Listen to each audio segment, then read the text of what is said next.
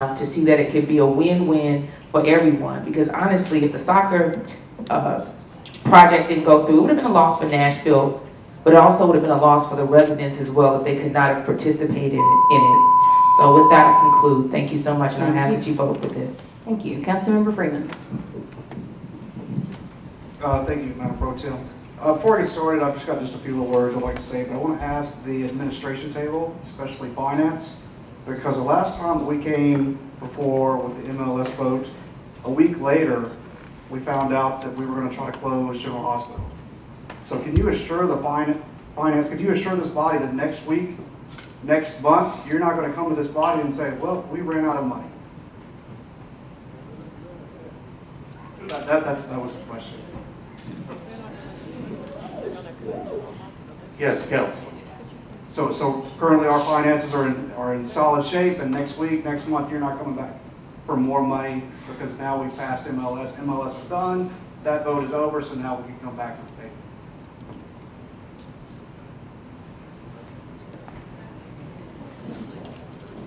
There will be a bond issue to retire outstanding commercial paper that will be coming, which has been well publicized, and the council has received a lot of information about that. So that will be coming this fall, but that's the only thing I'm aware of.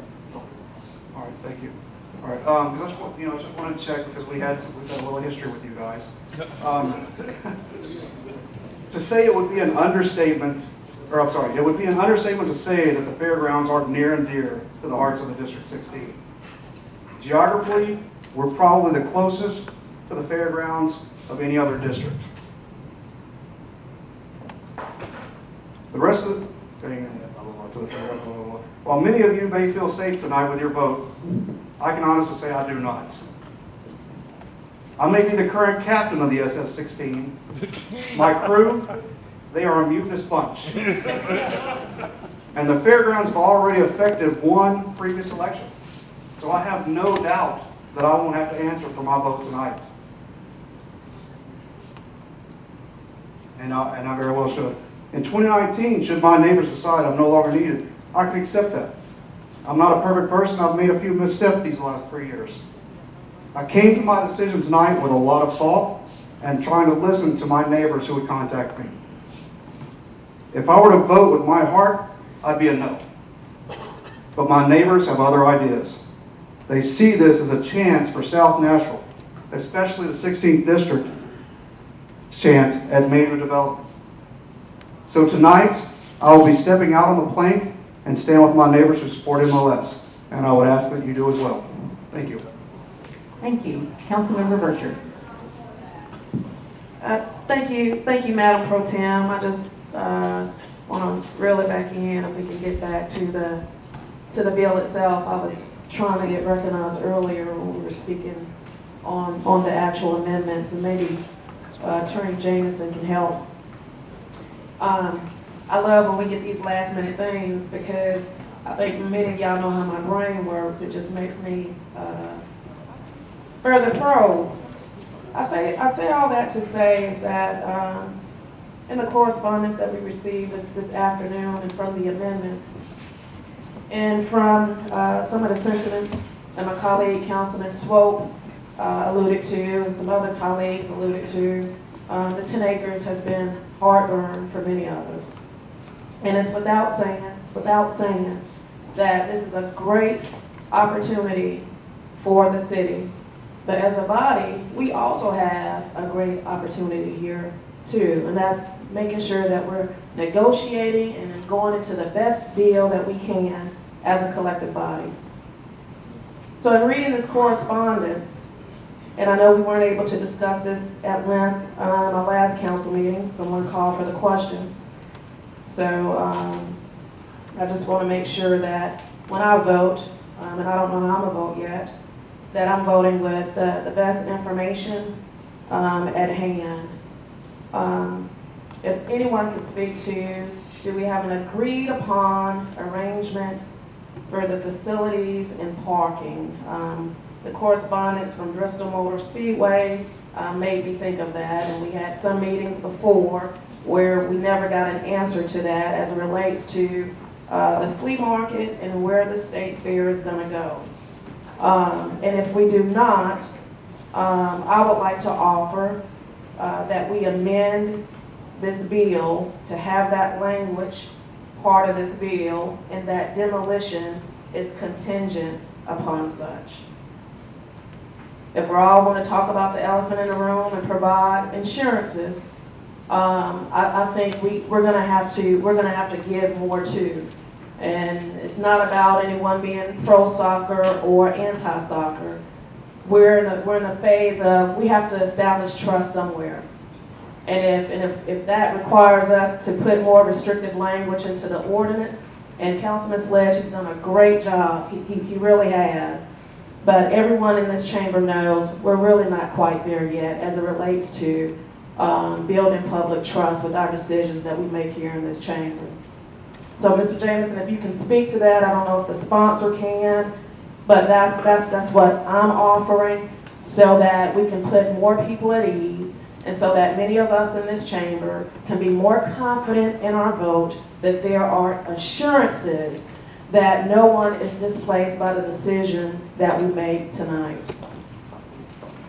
I don't have any information specific with respect to the parking arrangements that you're inquiring about. I don't know if the sponsor does or the administration table does. I'll recognize the sponsor. Sure, I can speak to as much as I know and have been involved with. So part of the conversation about parking obviously has been, and I think this was handed out last week, but also you got an electronic copy about what the total parking spaces are now, what the new parking spaces, and I think there was a gain of about, I want to say like 300 or so on the parking spaces. A lot of that is centered around kind of reconfiguring the portion that's being called Fair Park, not the Fair Park that Councilman O'Connell referred to, but the new park that has multi-use fields, will have a reinforced turf that you can park upon. That will be better, quite frankly, accommodating to be able to park on once that grows in. It's about a month into growing in and should be prepared for spring. It will not obviously be available for the fair. To my knowledge, conversations I've had with the Fairgrounds Executive Director is that they have been speaking not only with the State Fair Association, with those executives, but also with a consultant out of Knoxville who has been helping show and figure out how you do these configurations for the fair, showing where places can go, what you could look at both now and in the future. So those conversations have been ongoing and on top of everyone's mind. That's what I'm aware of regarding those two issues, and I do know that the Fair Board in their hearings and deliberations have been pretty adamant in hearing that, and the board also had put into place in their operating agreement to ensure that if there were any conflict on events, that it would go to the executive director level, and there were also additional protections put in for the flea market events. Thank you. Councilmember Richards, does that answer your question? Madam Pro Tem, it does. Attorney Jameson, in the event those arrangements are not adhered to, and I don't believe we received a copy of the operating agreement, so I don't know the language that's part of that agreement. But in the event, whatever it is that's outlined in that agreement, if it's not adhered to, what recourse do we have as a body? Having not seen the agreement, which usually spells out the remedies in the event of a breach, I don't know what the remedies would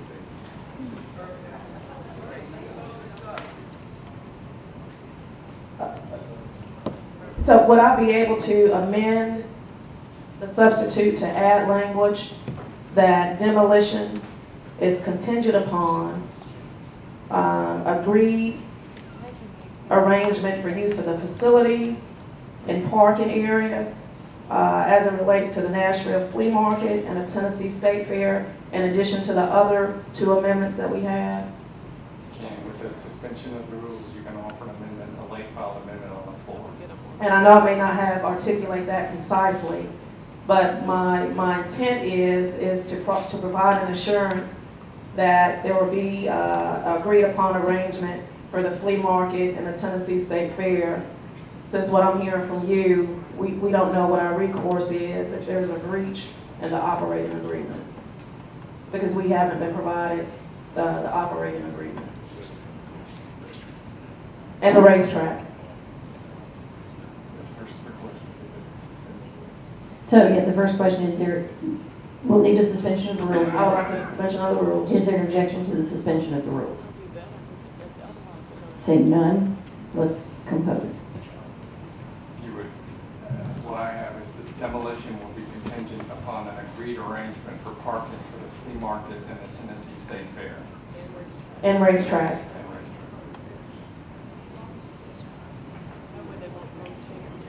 And add other existing fairgrounds uses also.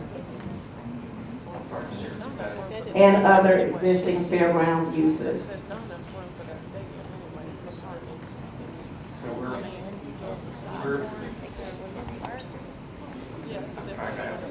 So we're somewhat constrained in what we can speak for because of the Fair Board's ability and authority over the fairgrounds. So we would probably want to specify between who the parties are that the agreement is between.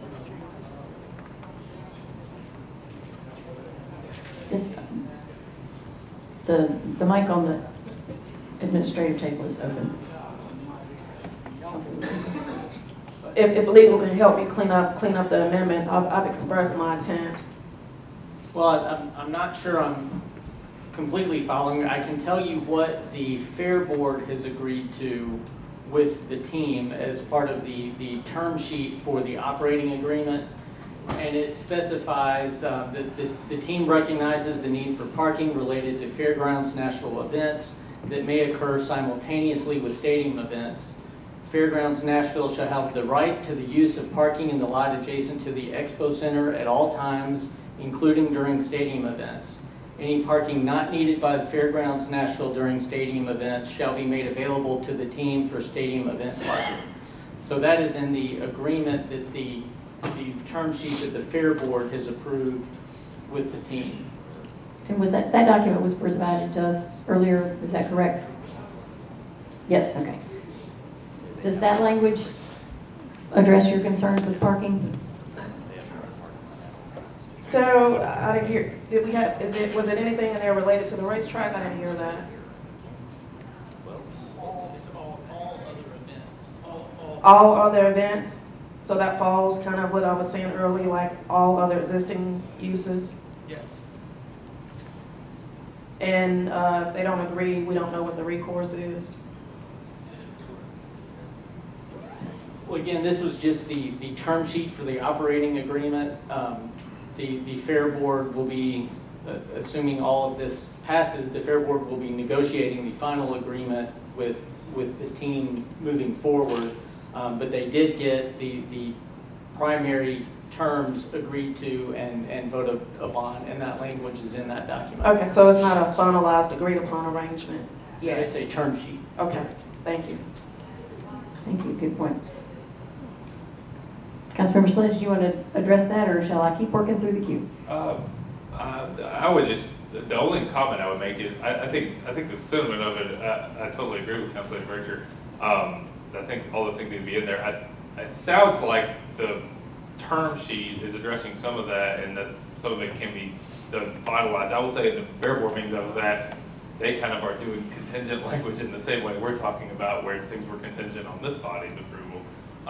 So I think there's opportunity here if we want to have some amendment that directs the Fair Board to make such a provision, but I think it's already made.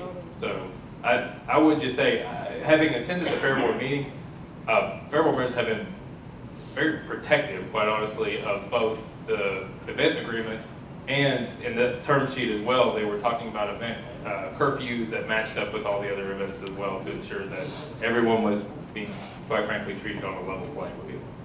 Thank you, good clarification. Councilmember Rosenberg.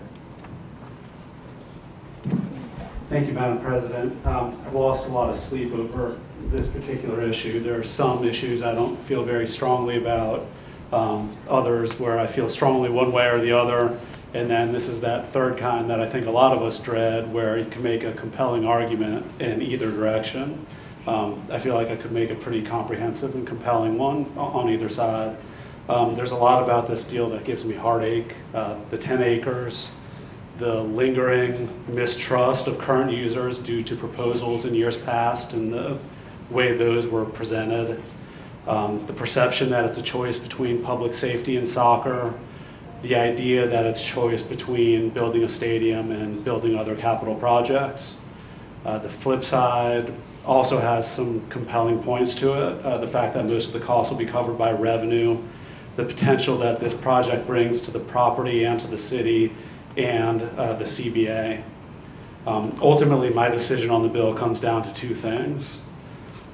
One, I have trouble reconciling the idea of advocating for critical capital projects in my area of town while simultaneously opposing one in another part of town.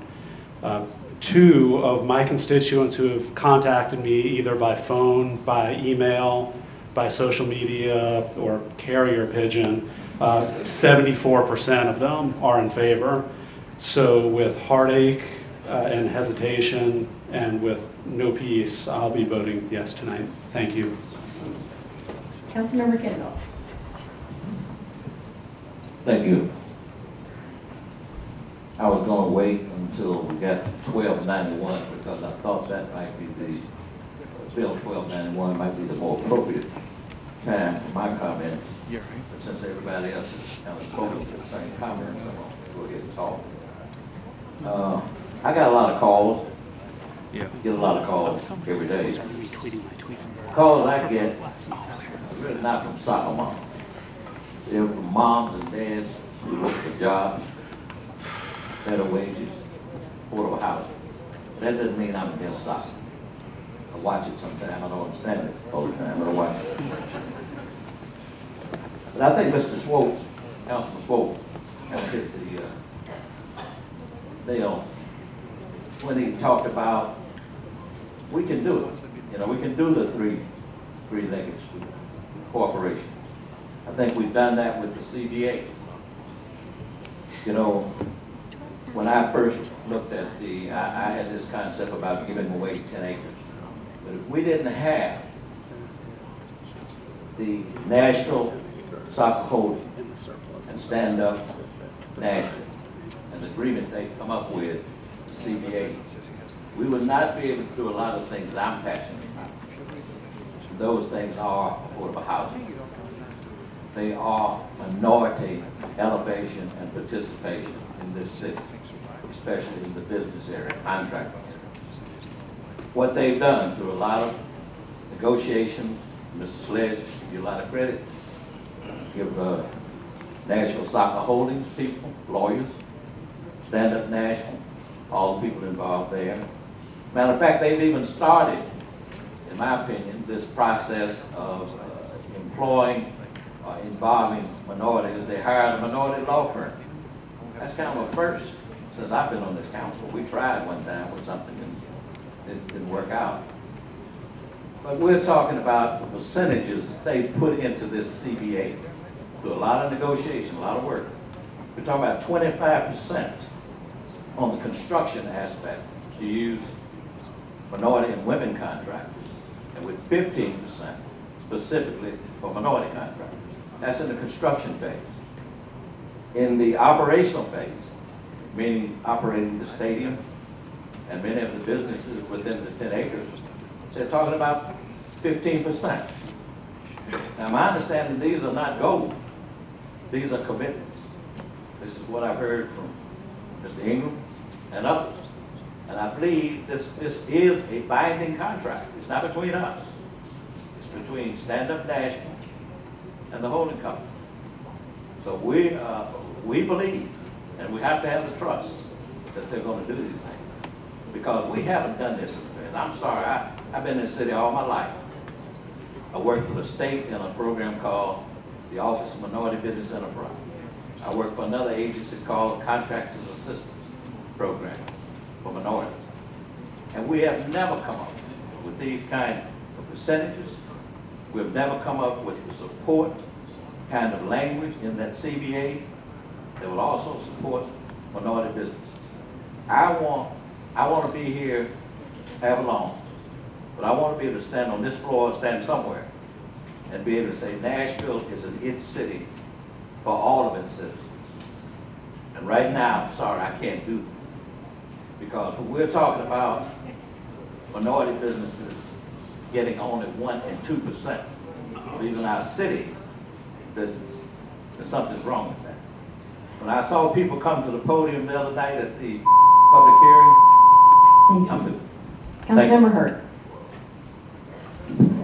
Thank you. I don't want to belabor the point, and I agree with the things that my councilman said and other colleagues, and I believe in the trust. The one thing I have not heard is the minority ownership. When we have developments like this, I'd like to see minority ownership as a part of these kinds of projects. Like Council Lady Gilmore, I've had Eddie George to call me, but Jesus didn't call me. I called on him. And he sent my mama instead. And she was the most brilliant person. Because I've been tossing and turning about this thing. And it just kept sticking in my mind. My mama she had about 5 jobs. That's where I get it from. And she told me, I remember, that 10% of something beats the hell out of 100% of nothing. And with that, and thinking about that, I believe, along with the CBA, the other minority participations, all the things that Councilman Kendall spoke of, I have been converted. And I do believe that this is something that can be great for this city. Soccer is the essence of what Nashville is.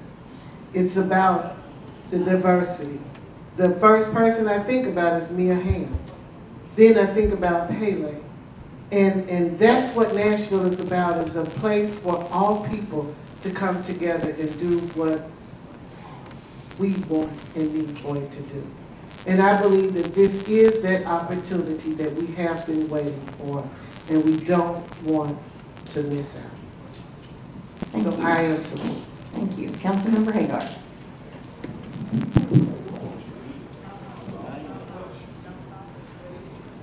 Thank you. You know, I've kept to my convictions on this from the very beginning. I've seen some changes that are going to help, but like I told everybody, I have nothing against soccer or any type of sports. I've supported every type of sport that's come to Nashville, whether it's pro or semi-pro. The biggest problem I had with this whole project was the 10 acres of land. They came up with a lease agreement, but in that lease agreement, when I review it, it's based on the value of this property. It's not fair compensation to the city. The other thing that I looked at was the locations that this soccer stadium could go to. I came up with several ideas. I came up with the Metro Center. I came up with the MTA location down by the river off Omaha Drive. That was never considered. The other thing that really bothers me about this is transparency. There has not been enough transparency between the administration and we as the council members. One thing that proved that to me was last Monday night when I got a text about the traffic and parking study. We never had a copy of that, and then all of a sudden it came in about 6:15, 6:30 from somebody on the news. I'm like, where has this been the whole time? Because we had all those meetings downstairs in the jury room, and we asked about that. And they said we didn't have it yet. And then when I look at that traffic and parking study, and I see that the increase of traffic is 28%, and all the design plans that need to be done to accommodate the infrastructure for the stadium, who's going to pay for this? Who's going to pay for it? Nobody's given me an answer to that either. What really disturbs me is this body can't even let the voters of Nashville vote on a referendum to vote yes or no on this proposal. And that's the biggest problem I have with this whole situation. Plus, for the other reasons, I have only received very few emails out of my district that are for this proposal to begin with. And I feel like probably 80 to 85% of my people in my district are not for this, especially when we're in the budget that we are, where we cannot even give raises to our first responders, our school teachers, and our metro employees that are the backbone of this government and keep this city going. Thank you. Councilmember Bednick. Oh, I am also upset about not being able to take care of our employees. I wish there would have been something we have done the last couple of months to solve that. Fortunately, it didn't happen. So I wanted to talk about the CBA a little bit. I got a phone call from Bloomberg News the other day. They were interested in why I had issues with Amazon coming to Nashville. And I was trying to explain to them that because of the state interfering with our efforts to deal with better jobs, housing, affordable housing, and the type of conditions we could put on incentives, that our hands were tied many times. But I also mentioned that I was very excited about the CBA, that we were learning from the people, from the unions, and this development. I think that's more than a silver line. That's a big spotlight that is shining a light ahead of us to finally bring that equity to everybody, and not just to the very wealthy in the city, the people that can afford those $1 million homes. So I'm very excited about this opportunity to finally be able to share on all that wealth with everybody that has been paying taxes forever and wants to be able to continue living in Nashville. So obviously I'm going to vote for this for many reasons, but I just wanted to say I'm very excited about the CBA, and I want to thank the people on Stand Up Nashville for all the work they've done. Thanks. Thank you. We've heard from everybody once. I've got some people coming through for the second time. Councilmember Pardue. I just turned your mic on. You're recognized. I was just pointing out that That's this is twice your second tonight you time. hurt my daggone feelings. I didn't mean to hurt your feelings. I apologize. I certainly didn't want to talk again, good Lord. But do you realize from the time I pushed that damn button until I got to stand up and talk, this field changed 4 times? Had a lot of people talk. But that's the way it's been going ever since the good Lord started talking about soccer stadium. Everything, you know, it's like shooting at a moving target. I don't know, you know, we had 2 council members stand up and talk for, I don't know, a couple hours. And both of them in four different times they spoke about commitment. Well, I want one of them to write the definition of commitment down for me, so when I go to the fire union and the police union and the park board meeting, I want to be able to explain to them what the hell commitment is, because we sure didn't keep it with them folks. You know, and then you got the main sponsor of this fairground bill had one bill tonight protecting historic property in one part of the district, and then wants to turn right around and kill the historic property in another. I just don't understand how we can continue to do this. You know, either be honest with the voters, or I don't want to cuss, but you need to go somewhere else. Thank you. Thank you. Councilmember Johnson, did you want to speak again? You recognize? Thank you. Yeah, this will be the hardest decision for me, because this bill, I believe, needs 27 votes because it includes demolition. So, you know, I was the no voter originally because, you know, process was wrong, because it could have been better. You know, it makes us look bad back then. But after I studied every single contract, grant lease agreement, term sheet, you know, quite frankly, I was reading all these details. And then I understand it specifically states they will protect and enhance existing usage, you know, such as flea market, expo center, and restaurant. So they are committed to make historical event and traditional event continue and enhance. So some of my friends will say, do you believe that? Yes, I do believe that. I think sometimes, you know, we have to believe and trust And I think that's the beauty of the Music City. You know, we have been doing this, you know, existing a long time. It does not mean how it rolled out is right, but we as a city came together when it has to move forward in a critical moment.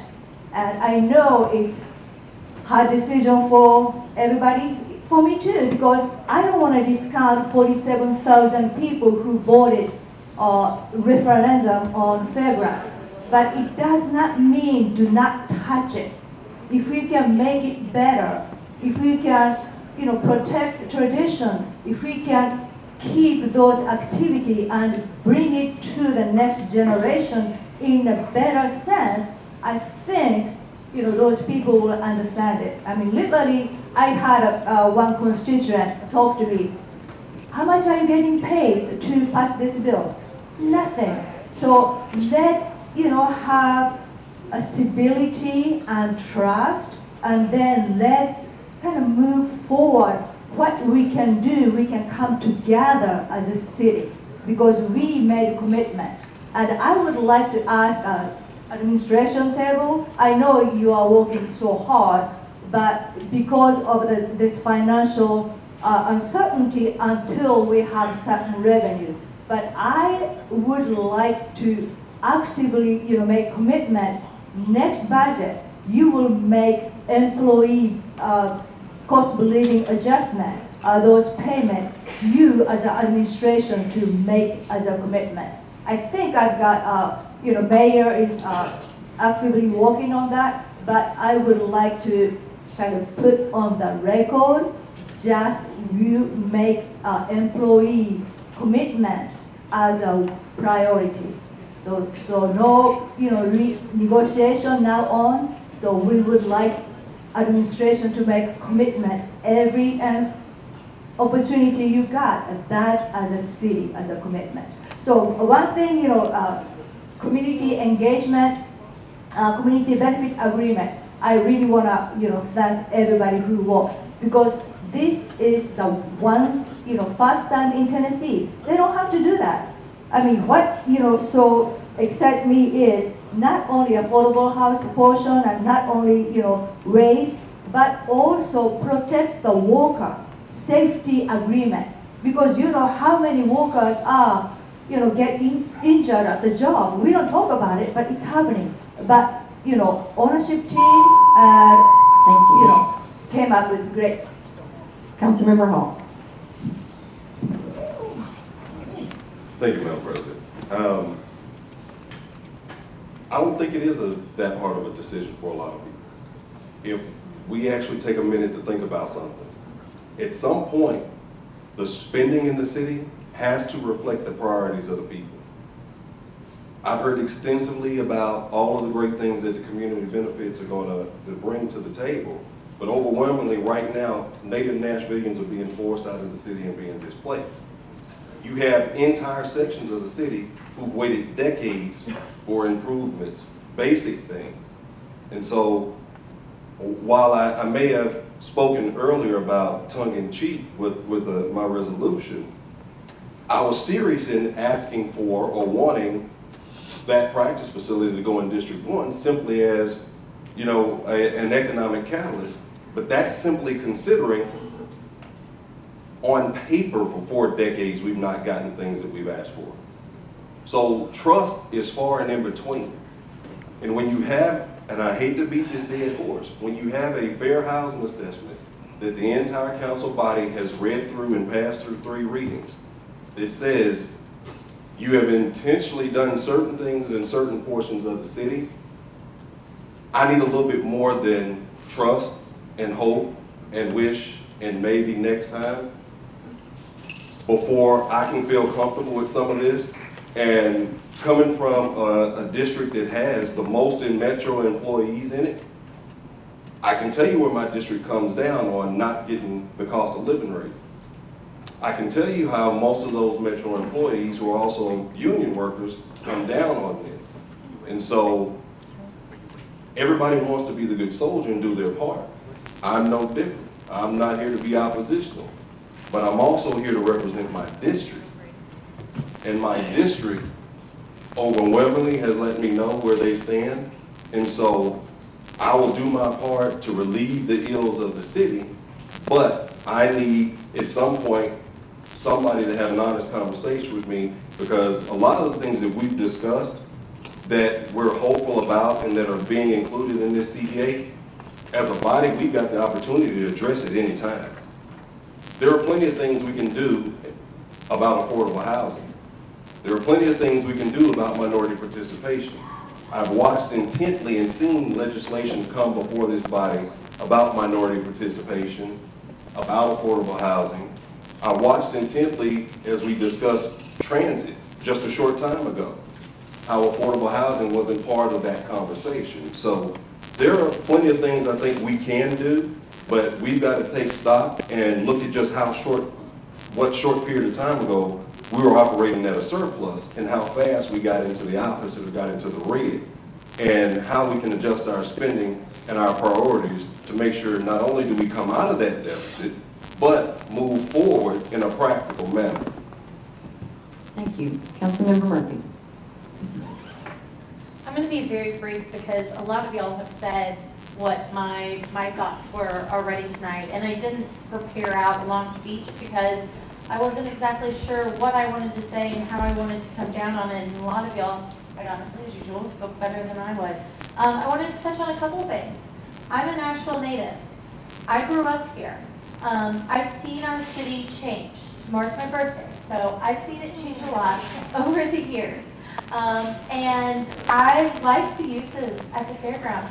I've gone there in high school, when I was in grade school, when I was in college here, and as an adult. And just to get my plug in one more time, that I am a state fair ribbon winner. I love the state fair.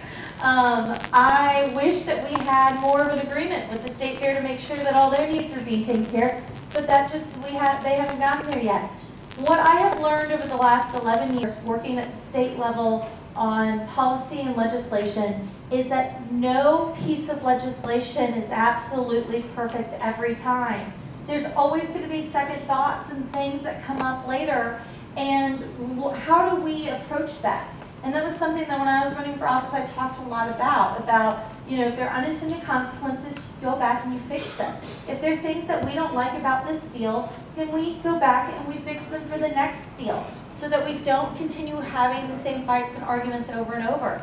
I didn't like how much of our last budget that we are relying on the sale of real estate for our operating expenses. So later this month and next month, we're going to be having a debate over my legislation that I filed saying that we can't use the sale of real estate to fund our operating expenses. And I look forward to that conversation with y'all because it's something that I didn't like in the process this year when we went back on our promise to our employees.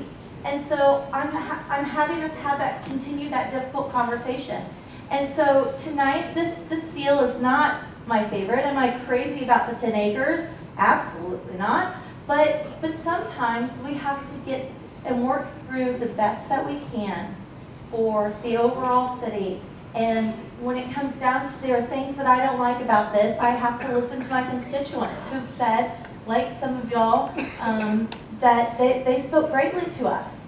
And so I think in all my rambling tonight, if you indulge me, I want to really challenge the rest of us that have some issues with this procedure to sit down after this and say, how can we make the next one better? Because this is better than the last one. And that process will continue.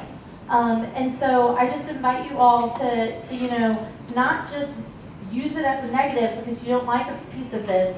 Let's use that as a catalyst for change to keep this city making great progress forward. Thank you. Councilmember Hastings. Thank you. I'm glad I'm here. Today is my anniversary, and I want to call for the question. Thank you.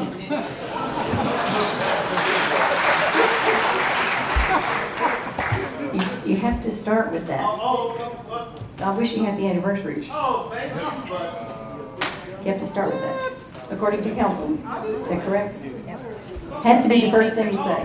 Maybe the next person will call for the question. Councilmember Close. Call the question. Okay, it has been well debated. We have voted on a substitute. We did vote on those two amendments, correct? We call for the question. All in favor? Aye. Opposed? Okay, we're now ready to vote. We should probably go straight to roll call. Madam Clerk.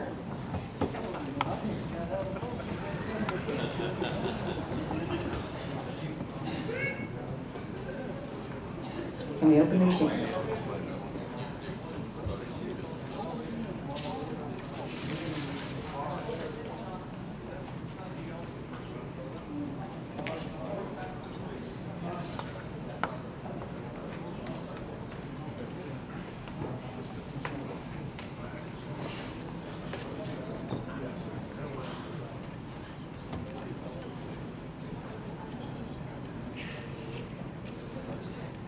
Has everyone voted?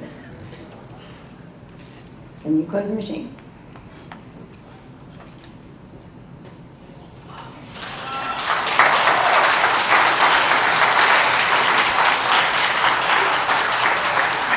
Motion passed. Now we go to the resolution.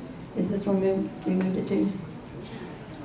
1291, I wrote it in the wrong place. Okay, so next is Substitute Bill 2018-1290.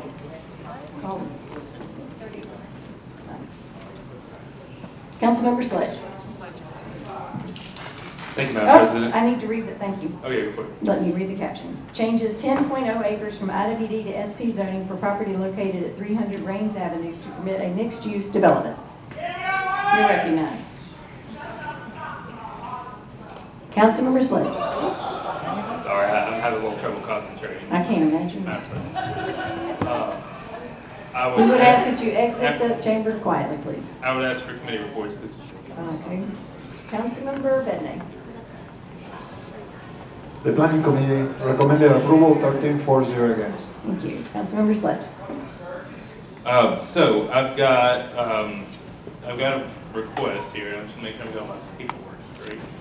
All right. So Bill 1290. There is a timely filed amendment that I'm going to offer, and now I'm going to ask for a favor. So I'm going to move amendment. It was an unmarked amendment, but it's the only timely filed amendment to 1290 with a brief explanation. Okay. So this portion has language in it that I think can be helpful only if we do one thing. So I'm going to ask that if we could suspend Rules 11 and 15 for the purposes of amending this amendment to remove a clause. Mr. Jameson, you want to tell us what 11 and 15 are? 11 is the filing deadline and 15 is the amendments deadline. Okay. So is there any objection to the suspending of Rules 11 and 15? Councilmember? Oh, thank you. So my amendment to the amendment would be to remove the clause that begins with in accordance and ends with Exhibit A in Section 7. And I would move that amendment to the amendment.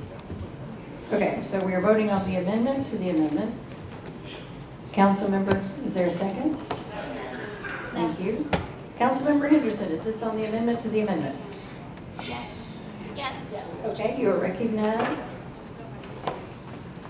Thank you. It's really just a point of information.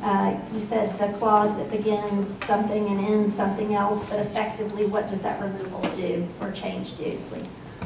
It doesn't change any content of the amendment. There is a reference to an exhibit that doesn't exist, and so I'm trying to keep it clean.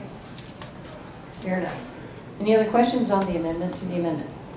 We are voting on the amendment to the amendment. All in favor? Aye. Opposed? Amendment to the amendment passes. Now we're back on the amendment as amended. So this amendment puts in the fact that there is a voluntary affordable housing as we've done in other SPs, and then it also puts in the portion about the square feet of retail for micro-unit incubators on a sliding scale. And with that, I would move the amendment as amended. It's been moved and seconded. And Councilmember Henderson, you're not re-upping, are you? No. Okay. All right, seeing no one in the queue, we are voting on the amendment. All those in favor? Aye. Opposed? Amendment passes. Councilmember, we're on your Bill is amended. Thank you. So this is the rezoning bill regarding the 10 acre mixed-use development that many folks have addressed already. The only things that I would point you to, if you've got some questions that haven't been addressed, some folks were referring to the CBA, the Nashville Soccer Holdings and Stand Up Nashville agreed to. I do want to direct folks to the infographic that has been placed on your desk, as well as the executed version of the CBA. And I want to make a couple of points on that. First of all, I honestly don't think that Stand Up Nashville and Nashville Soccer Holdings can be given enough credit for the deliberations that they have undertaken, quite frankly, I think for something like the past 5 months. This is an agreement between two parties that I think probably would readily admit that they come with different perspectives on a lot of things, but they appear to have worked extremely hard on the agreement that affects this portion. With that being said, I would quite frankly just move approval. Is there a second? Second. Okay. Seeing no one in the queue, all in favor? Aye. Opposed? Motion passes. Now we're on BL 2018-1291 as amended by Sledge, Bercher, and Bednay. This declares property surplus and approves the execution and delivery of a ground lease between Metro Government and the Board of Fair Commissioners and Nashville Soccer Holdings Development, LLC, for the construction of development at the Fairgrounds, Nashville. Councilmember Sledge. Committee reports, please. Councilmember Bednay. Oops, wait a minute, is that right? Let me start with Councilmember Berger. Thank you, Madam Pro Tem. Budget and Finance approved as amended, 14-4, 0 against. Thank you. Councilmember Swope. Coates Fairs Farmers Market approved 7-4, 0 against. Councilmember Hurt. Conventions, Tourism, and Public Entertainment Committee voted for 7 and 0 against. Thank you. Councilmember Sledge. Oh, thank you. So I'm going to once again request to suspend rules 11 and 15 for purposes of introducing an amendment that gives the legal description. Okay. Oh, sorry, Bobby, if we keep... Because he's so far back. Councilmember Bednay. Yeah, I'm kind of tiny. It's hard to see me. That's it. So the Planning Committee recommended approval of the late file amendment 13-4, against and approval as amended 13-4, against. Okay, thank you. I apologize, Councilmember Sledge. No, that's fine. So I would ask to suspend the rules 11 and 15 for purposes of introducing an amendment that gives the legal description of the meets and bounds area addressed by the ground lease agreement. Is there any objection to the suspension of the rules? Seeing none. Thanks. So that amendment does exactly what I just said. It gives the text version. We had put this in administratively, but out of an abundance of caution and concern, it is now taken the form of an amendment, and I would move the amendment. Is there a second? Thank you. Councilmember Anderson. Thank you. Thank you, Madam President. I want to note, please, for the record, that I was a no on 1290. I requested to speak, but I was not acknowledged on 1290. My apologies. So if you could just record me as a no. Do you have that, Madam Clerk? I'm sorry, I think I thought that was a leftover. I apologize for not recording that. I apologize. I had because I wasn't speaking to the amendment, and then I had repressed the button. But so on 1291, I guess I will share some remarks that are similar to what I was going to say as it relates to 1290. I think we have all expressed as colleagues that one of our biggest heartburn with this deal as crafted by the administration was the 10 acres. And so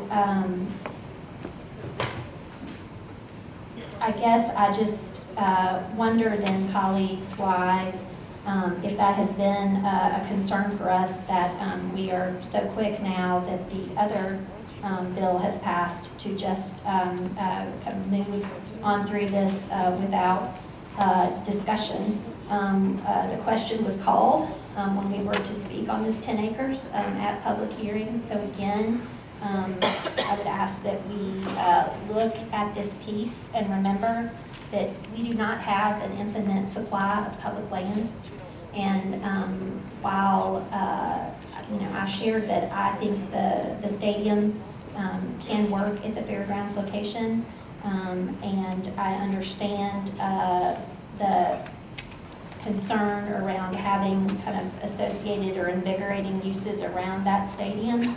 I don't believe that we need 10 acres to do that. And so, you know, effectively, if we look at the new appraisal for this land that we are about to vote to surplus, most recently it was appraised at 20 million. Some folks still think that's low. And so the lease agreement was amended with a, I guess, 200,000 token amount of a ground lease for 99 years. But the present value of that lease over 99 years is $4 million, colleagues. So effectively, we are giving this ownership group $16 million to develop and profit fully from public land for non-stadium uses. So I guess I would just ask us if we have all, over these last 9 months, expressed the greatest heartburn as it relates to this deal related to this 10 acres, I would ask us to think more critically about what we are doing here and giving this land away and what it means fiscally, what it means logistically to all the various parking concerns. And as well, Councilman Hager spoke earlier to you know, the traffic study, and you know, there are different implications for a event-based use, right? You have a soccer event, and that happens a certain number of times a year, and that definitely has an acute impact, but you can plan around that with special traffic patterns. People in the neighborhood can adjust their behavior accordingly. But if you bring to this site hotel, office building, housing, the traffic study says that's a 28% increase.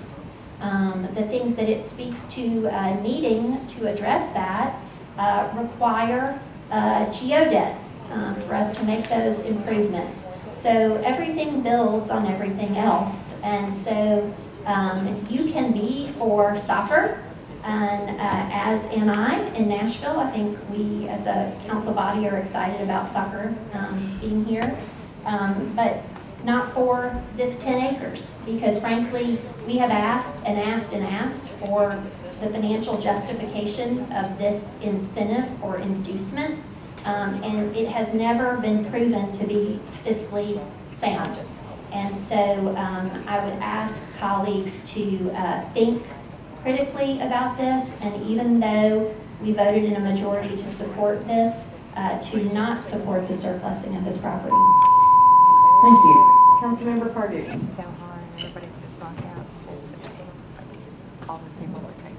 I'm tired of talking, let's go. All right. Councilmember Glover. Yeah, I don't know what was going on with machines. For 90, I was a no too. I thought we were going to machine vote, but I was a no on 90, as I will be on this one. Okay, so I don't know if we plan on doing machine votes on this, but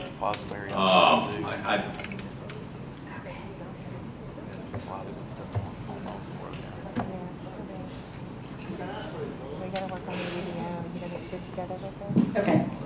If you want to call for a machine vote, we can do that. yes, please. Thank you. Councilmember Freeman. Thank you, Madam Pro Tem. If it pleases the body, I would like to offer my amendment. I know that 10 acres has, oh, sorry. I just have a quick point of order, and I do enjoy my friend Councilman Freeman. I'm not stepping out because I promise. Okay. We're still on the late filed amendment, Okay. so I would Thank ask you if for we pointing can that address out. that. All right, let's go ahead and address that. So we are specifically on his late filed amendment, then we'll come to yours. Remind us specifically which. This is the one where it articulates the meets and bounds. Meets and bounds, Yeah. okay. Thought we voted on that, all right. So that's been moved and seconded? Seconded. All in favor of the late filed amendment? Aye. Any opposed? My apologies. Okay. Back to you, Councilmember Freeman. All right, thank you. As I was saying on the amendment, now, do I need to move to suspend the rules before I talk about it or afterwards? Yours was timely filed, you don't have to suspend the rules. This is a zoning bill, so. Gotcha. As Councilor Henderson was talking about this 10-acre piece,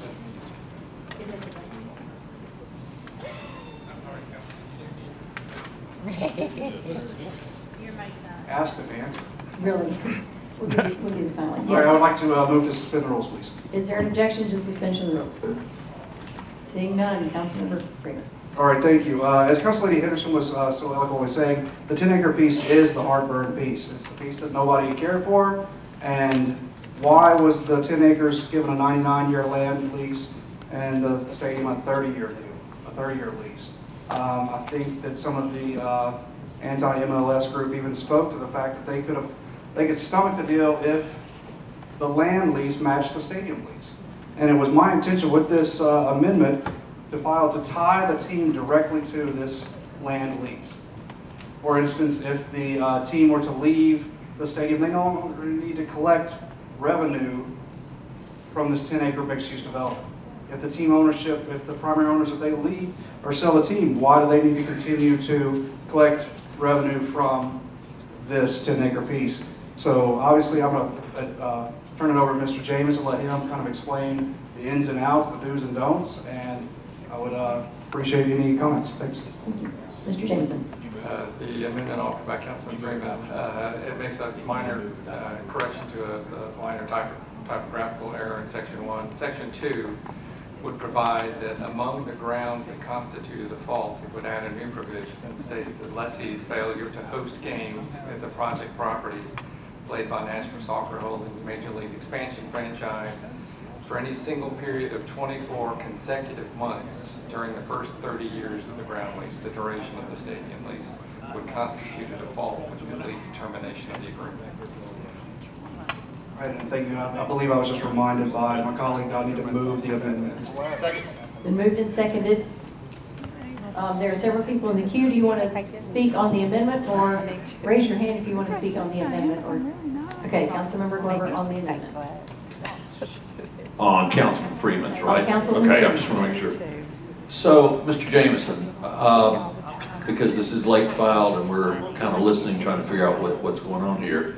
So if there's a 24-month period in 30 years, what about after the 30 years? This is only concerned with the duration of the underlying stadium lease. So it would. So the team stays there for 30 years, and then after that they say bye-bye, and they still get to stay with the 10 acres, and that just keeps on keeping on. I think the assumption is after 30 years, but then that has met its expectations. Well, I'm certain it would have met their expectations, so okay, thank you. Thank you. Anyone else in the queue wishing to speak on the amendment, raise your hand. Councilmember Cooper. Thank you. I just wanted to say I support Councilman Freeman's thoughtful amendment because it's beginning to think through the ramifications of these multi-year leases, and I don't really think we've done enough of that. But I'm grateful to the Councilman for this very thoughtful amendment. Thank you. Councilmember Mendez on the amendment. Yes, I hate to lawyer this, I guess, but the amendment uses the phrase project property. It says that a soccer game has to be played at the project property, otherwise it's a default. And I think under the terms of the lease, what's intended is that if a soccer game isn't held at the stadium, it would be a default under the lease. And so my suggestion to the sponsor would be, while we're amending or suspending rules, that it really ought to say stadium rather than project property. But I'll leave it to the actual lawyers to comment on that. Mr. Actual Lawyer. I think the stadium is included in the project property? Not if you read the lease. No.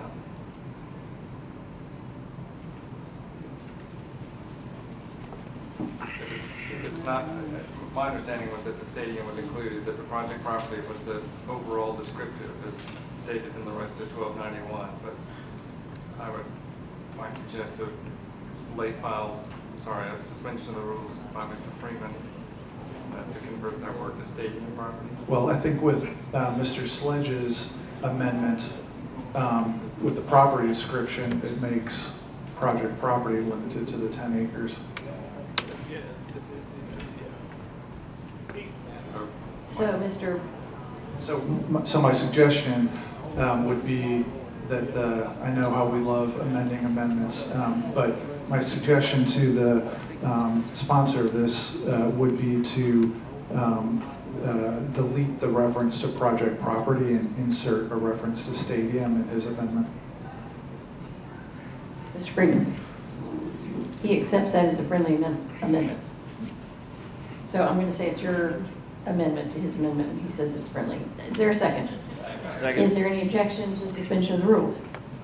Okay, it's been moved, seconded, and not objected to. We are voting on the amendment. To the amendment, all in favor? Opposed? Hand waving counts too. Okay. So now we are back on the amendment, which we have amended. Are there any other questions on the amendment? Are we ready to vote on the amendment as amended? So, okay, we are voting on the amendment to, Councilmember Elrod, are you wishing to speak on? No, okay. So there are several people in the queue. They're not on the amendment, they're on when we come back to this. Is that correct? We're ready to vote on the amendment. All in favor of Councilmember Freeman's amendments, say aye. Aye. Opposed? No. Okay, amendment passes. Now we are back on people in the queue to speak on the bill. Councilmember Hagar. This is for legal, Mr. James. What is the definition of surplus property as far as metropolitan government is concerned? So the Metro Code spells out in Chapter 12 a provision whereby property that is owned by the metropolitan government, and if it's no longer used or needed by the particular department using it, it goes through the finance department, the property division, that then advertises to other departments that this property is being contemplated for being declared surplus. If no other if no other department expresses the need or desire for the use of the property, it can then come with the approval of the Metro Council, be disposed of by the finance department, either by sale, long-term lease, etc. Has this been advertised that way for other departments to use? I don't know what the finance department or the property manager has done with respect to this project. So we don't even know if it's been advertised for other departments to use this 10 acres.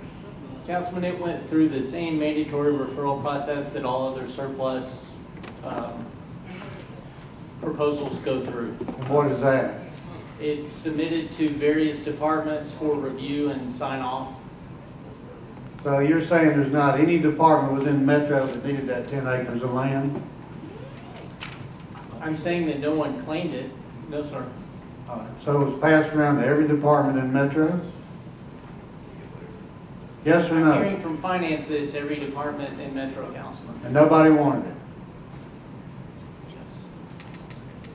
It was not claimed, but ultimately the council makes that decision. By ordinance, if the council approves an ordinance declaring something surplus, it wouldn't have mattered anyway, because one ordinance has the same weight as any other ordinance.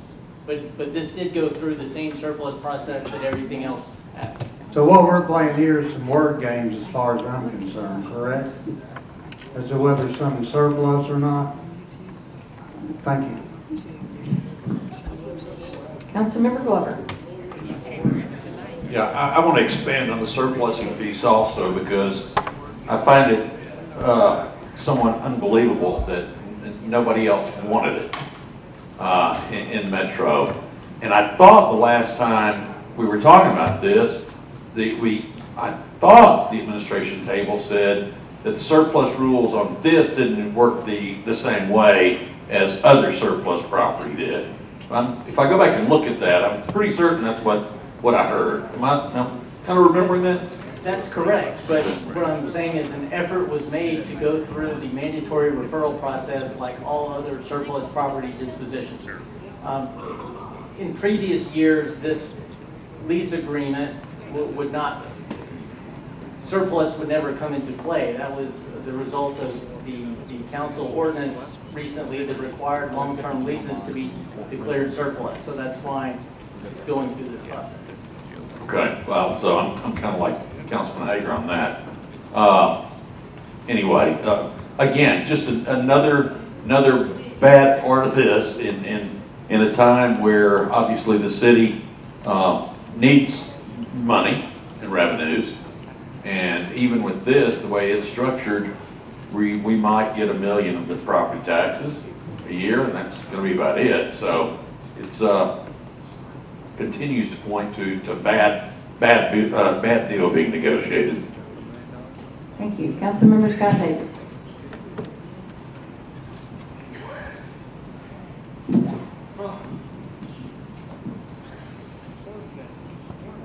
We got a bill coming up pretty soon. I think I deferred it to October, second meeting in October. And we have a potential building coming up that we may need a surplus.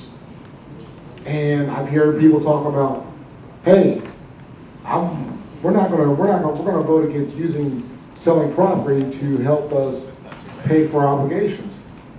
But we're willing to do 99-year leases and to give property away, which is giving a lot of us a lot of heartburn. But we're not willing to sell a building which we no longer will need once the Sheriff's Department building is built in Brent Withers District, and once the new jail is finished. And so instead of selling that and doing a deal like we did with the convention center downtown, getting $10 million up front like we did with, I think it was $7 or $5 million with the convention center, and then potentially taking $30 million and honoring the COLA, I want to support this, okay? But in less than a month from now, we're going to be right back here. And once again, I'm just pointing it out now. I mean, because we're starting to look a little bit hypocritical around here. And I'm just saying, okay? And so we're going to be revisiting this, okay? And so I am just pointing it out. You know what I mean? Because we're going to have similar discussions pretty soon. And I'm open to it, but we just got to remember it. You know what I mean? What we just did here tonight, okay? Because we have a chance to do something similar that actually gives money back to our employees, but then we're going to bring legislation and say, oh, we don't want to do that. You know what I mean? Let's not sell our property so that we can help our employees, but hey, let's just give Mr. Ingram 99-year lease. So once again, I try to do what I say I'm going to do. Okay? All right? Hey, we're going to give Ingram 10 acres.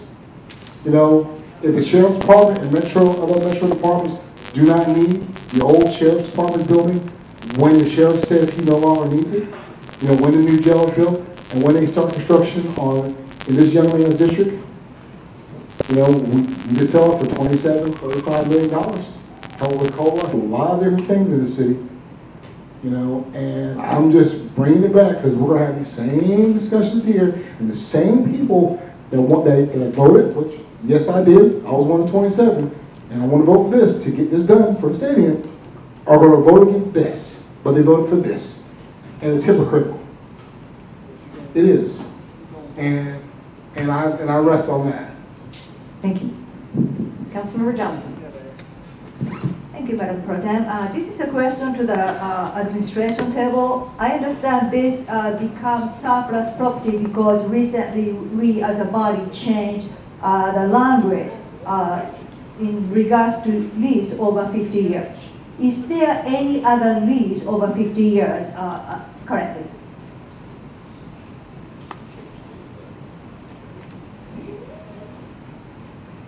I'm not aware, possibly the Union Station and the Customs House. I believe those are over 50 years. So what's the difference with this new surplus and the old lease? Is there any specific difference? Because those are leased, but this one will be surplus. Is that a language difference or a lease agreement difference? How does it work?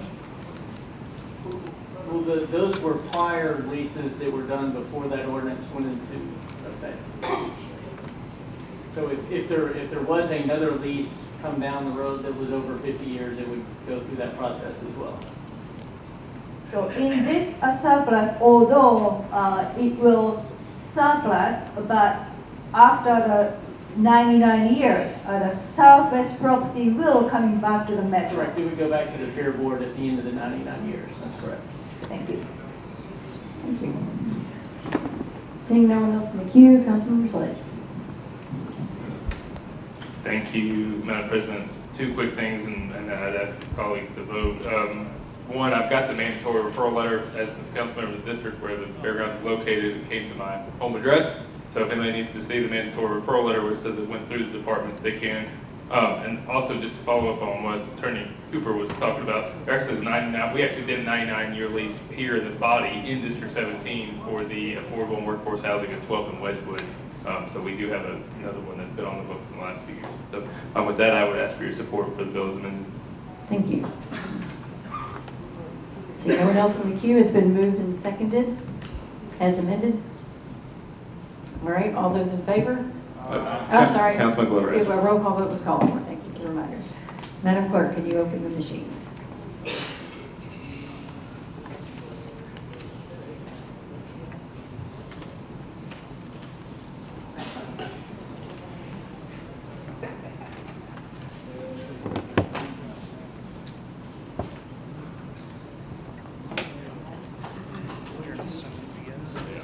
Has everyone voted?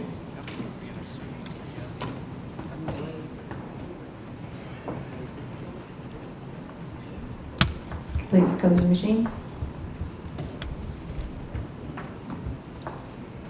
30 in favor, none against. Motion passes. Now we are on RS 2018-1328, which was rolled at the request of the council member. This issues general obligation bonds to the metropolitan government in an aggregate principal amount not to exceed $50 million. Sponsors Shulman and Sledge. Councilmember Sledge. Thank you, Madam President. Committee report, please. I was an optimist, Dave, but Budget and Finance recommended approval, 8 for, 2 against. Thank you. Councilmember Sledge. Coast Fairs Farmers Market recommended approval, 4 for, 0 against. Thank you. Councilmember Hurd. Thank you, Madam President. The Convention, Tourism, and Public Entertainment voted 5 for and 0 against. Thank you. Councilmember Sledge. I'm trying to make sure Fabian doesn't need to give it to me. Oh. He does. He does. Thank you for that. So this is what we've discussed before, the 25 and 25. I would just move approval. Okay. I have one member in the queue, Councilmember Henderson. Thank you, Madam Pro Tem. As I said before, on the 10 acres, we do not have an infinite supply of public land. We also do not have an infinite debt capacity. Debt has to be serviced, colleagues, and we have an increasing amount of our operational budget going to debt service. I think it currently stands at 13% in the last budget. So when we talk about these deals and the various aspects and the related capital cost, and we try to hold each other accountable and be mindful of the trade-offs, I think it's important to remember how much of our operational budget now goes to debt service. The question that I would like to pose to the administration as it relates to this $50 million in GEO-debt, 25 and 25. So 25 to the fairgrounds specifically, 25 to related road extensions, intersections, various things that support it. Do we actually have a menu of things, a spending plan for this $50 million? And if so, what's on that menu and that list? Further, who makes the determination how this money is dispersed and to whom, for what? How are we prioritizing the merits of this spending? If we need to extend a road, but also expand an intersection, and apparently we haven't talked to TDOT and we haven't talked to CSX about railroad trestles and so forth, and all these related improvements that are now going to be needed because we just approved 10 acres of mixed-use zoning with hotels and office buildings and apartment buildings, and a 28% increase in traffic. Is it the Sports Authority? Is it the Fair Board? Is it this body? Is it the administration? Is it who is approving and prioritizing the disbursement of this $50 million in debt? Please.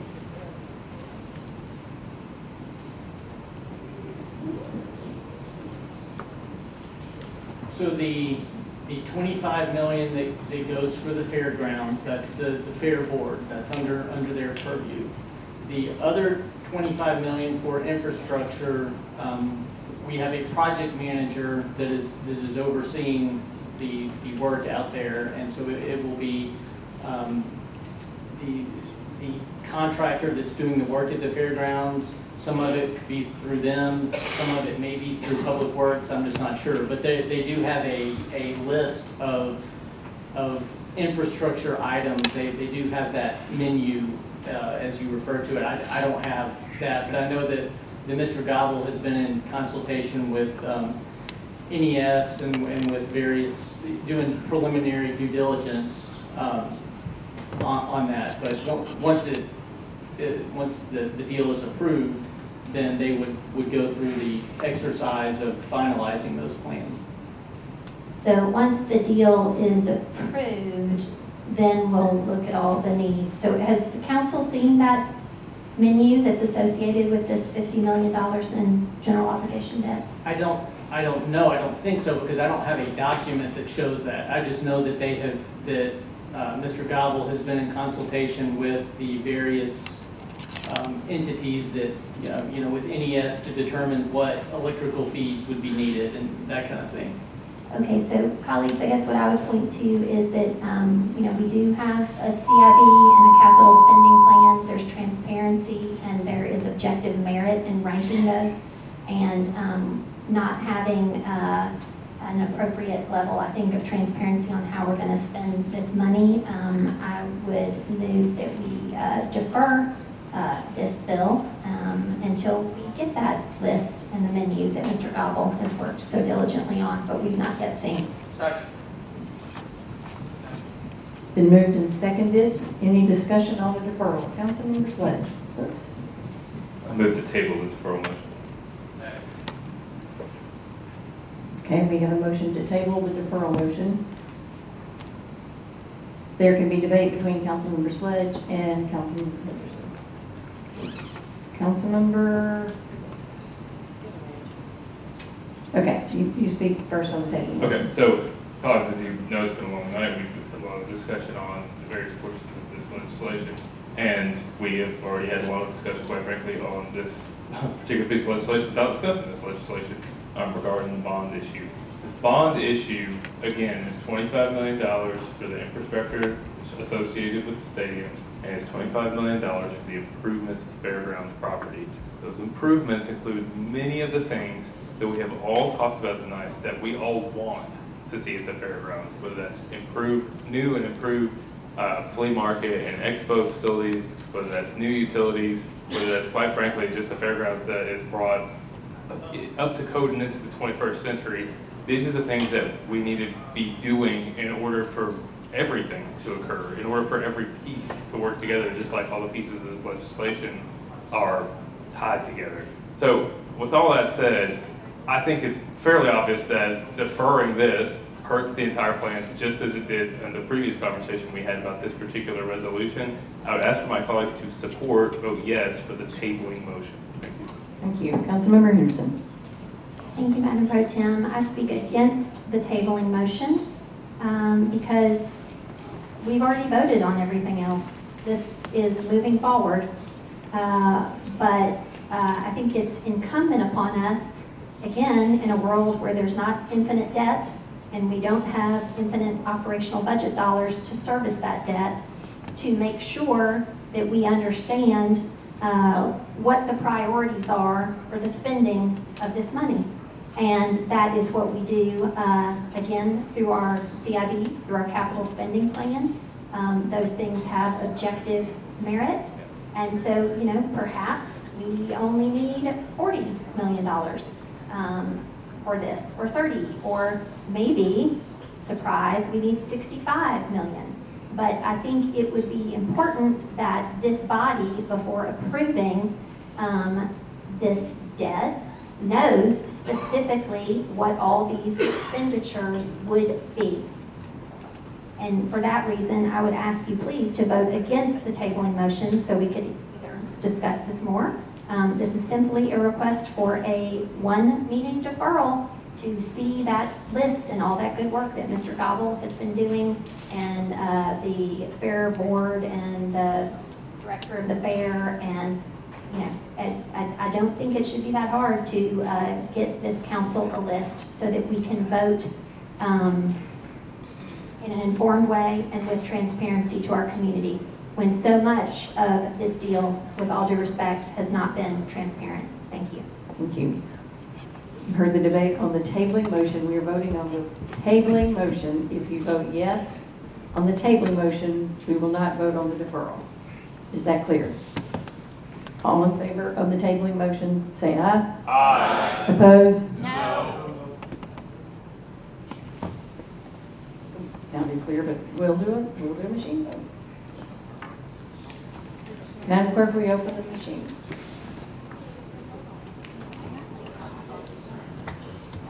We are still voting on the tabling motion, to be very clear on what the vote was.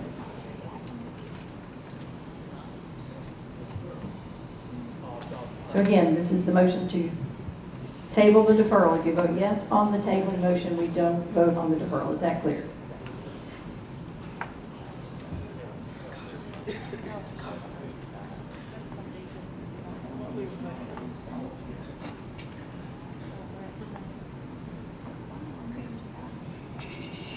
Has everyone voted?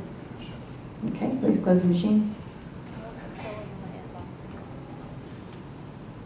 24 in favor and 10 against. So we're back on the bill. Resolution, I'm sorry. Call the question.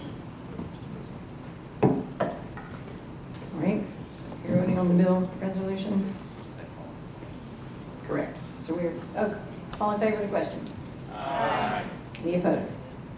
Question passes. We are on RS 2018-1328. We've called for the question, and we're now voting. So this is the vote on 28. Correct. We're on the actual vote on the bill. Is that clear? Point of order, please. Yes, sir. I request a machine vote on this also. Fair enough. Madam Clerk, can you open the machine?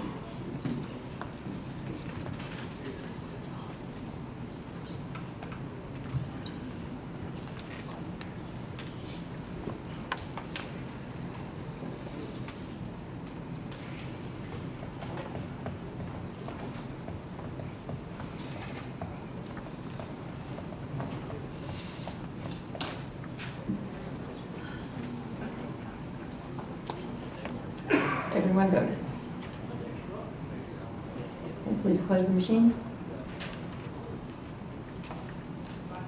28 in favor, 6 against. Motion passes. Now we are back on bills on third reading. BL 2018-1292 as amended by pledge. Amends the Metro Code regarding Public Records Commission membership and the provision of secretary duties. Councilmember Sledge. Thank you, Madam President. Move approval. Is there a second? Okay. All in favor?